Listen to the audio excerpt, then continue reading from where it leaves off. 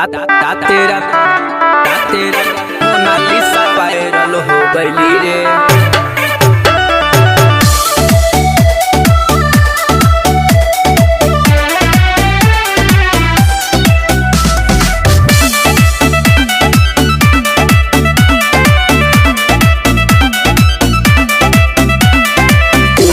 के मेला में माला बेचे अइली रे। के मेला में माला बेचे अइली रे। राते राते मोनालिसा वायरल हो गई रे। सोशल मीडिया पर फेमस हो गई रे। सोशल मीडिया पर फेमस हो गई रे। राते राते मोनालिसा वायरल हो गई रे। राते राते मोनालिसा वायरल हो गई रे।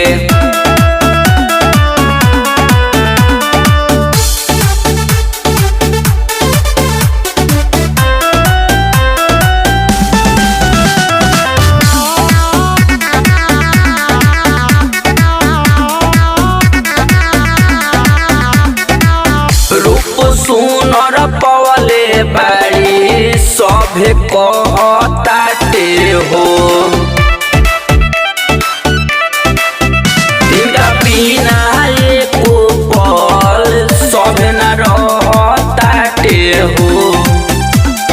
सभा के दिलावा में जगह बनैली रे। सभा के दिलावा में जगह बनैली रे। राते राते मोनालिसा वायरल हो गई रे।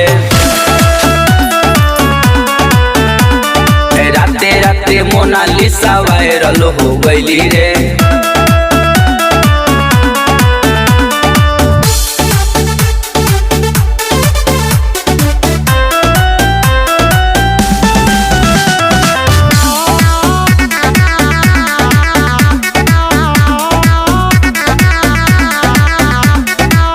उनका अखिया के सभे दीवाना भइल बा।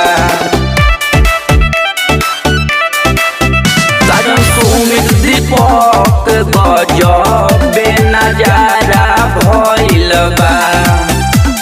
रूपावा से अपना सब के लुभैली रे। रूपावा से अपना सब के लुभैली रे। राते राते मोनालिसा वायरल हो गई रे। राते राते मोनालिसा वायरल हो गई रे। के मेला में माला बेचे अइली रे। के मेला में माला बेचे अइली रे। राते राते मोनालिसा वायरल हो गई रे। सोशल मीडिया पर फेमस हो गई रे। सोशल मीडिया पर फेमस हो गई रे। राते राते मोनालिसा वायरल हो गई रे। राते राते मोनालिसा वायरल हो गई रे।